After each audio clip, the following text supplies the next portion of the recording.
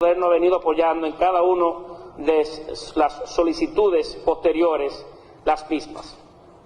Es evidente que hemos hecho algunas críticas,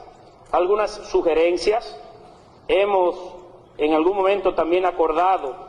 como consecuencia de las realidades que se dan en el Congreso Nacional, espacios de tiempos menores a los solicitados, pero en sentido general el Partido Revolucionario Moderno ha estado a la altura del momento y ha dado una mano al gobierno dominicano en su solicitud a través del tiempo. Sin embargo, en esta oportunidad, y a nombre de mi organización política, quisiera dejar claro ante la opinión pública nacional y ante este hemiciclo que tanto en el Senado de la República como en la Cámara de Diputados, el Partido Revolucionario Moderno votará no por la solicitud de prórroga del estado de emergencia. Y en esta oportunidad, a diferencia de las anteriores, de manera muy particular de la última, no habrá espacios de parte nuestra para encontrar o construir un consenso diferente, sobre todo en el marco de las discusiones que se darán en la Cámara de Diputados. Y las razones por las cuales nos posicionamos de esta manera son muy sencillas y con mucho gusto quisiera darlas a conocer a ustedes y a todo el país. Los estados de excepción, un estado de emergencia, como su nombre muy bien lo indica, están pensados para momentos cortos. No están diseñados, no están originalmente pensados para que fueran durante largos espacios de tiempo que se aplicaran, porque los estados de excepción son momentos en los que se le da el poder a un hombre de manera particular para que pueda limitar los más sagrados derechos constitucionales y fundamentales con el que gozamos todos los dominicanos y todas las dominicanas. Existe un test que los tratadistas más afortunados en estos temas han ido pensando a través del tiempo, en el que se puede conocer de la oportunidad o del grado de oportunidad para que un estado de emergencia pueda mantenerse en el tiempo. Ese test está basado en tres pilares fundamentales. En primer lugar, la proporcionalidad, y es que las medidas que se tengan que pensar sean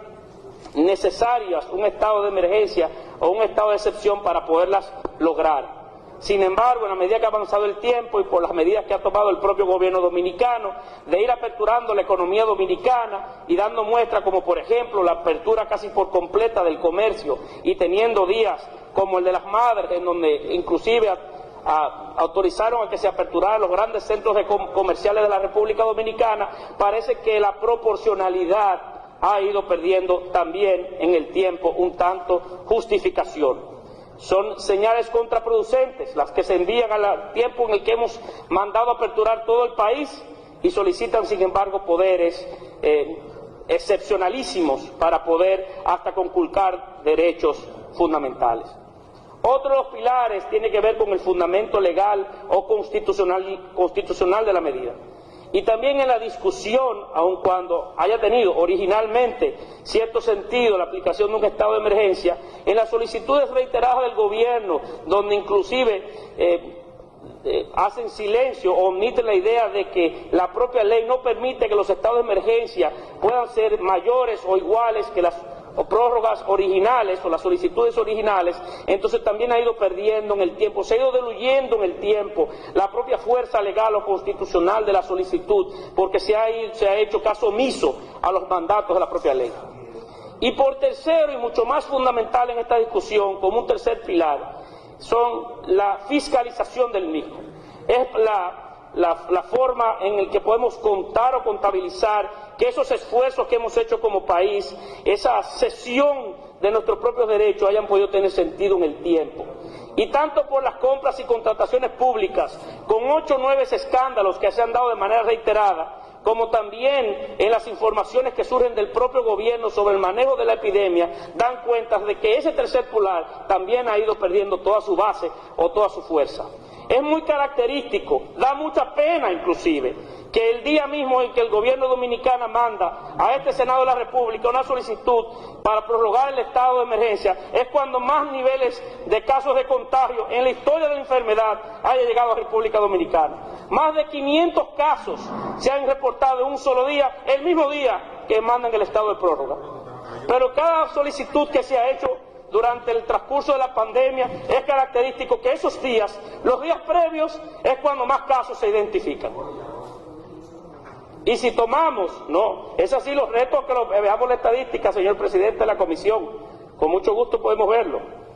Pero si inclusive vemos el histórico de la ocupación de camas como consecuencia del COVID, se darán cuenta que la ocupación de camas es casi estable. Esos supuestos picos que se dan cuando se quieren prórrogas no van en correspondencia con el nivel de camas ocupadas en los hospitales públicos y privados de República Dominicana. No hay una correspondencia en ambos casos, porque si hay un pico de contagio, debe de haber más camas ocupadas. Por esas y otras razones, nosotros entendemos que un estado de emergencia como tal no debe ser concedido más. El gobierno dominicano goza en la ley de salud y en otros espacios legales de República Dominicana de las herramientas para cuidar de la salud del pueblo dominicano. La salud del pueblo dominicano no está en riesgo con estado de emergencia o sin estado de emergencia. Existen los resortes y los mecanismos para poder limitar una parte importante de la vida económica del país, así como también a través de propuestas o de esfuerzos desestimular el tránsito de ciudadanos en diferentes espacios del día, así como también en diferentes espacios de la propia sociedad. Recordamos que hay precedentes en el que inclusive con algunos mandatos presidenciales se han limitado los horarios de la apertura de negocios nocturnos para poder solventar o ayudar en aquel momento el tema de la seguridad ciudadana. Pongo solamente ese como los ejemplos. Sí, claro, siempre que no se extralimite el poder tampoco del gobernante, más allá de los propios límites que la Constitución de la República les aporta.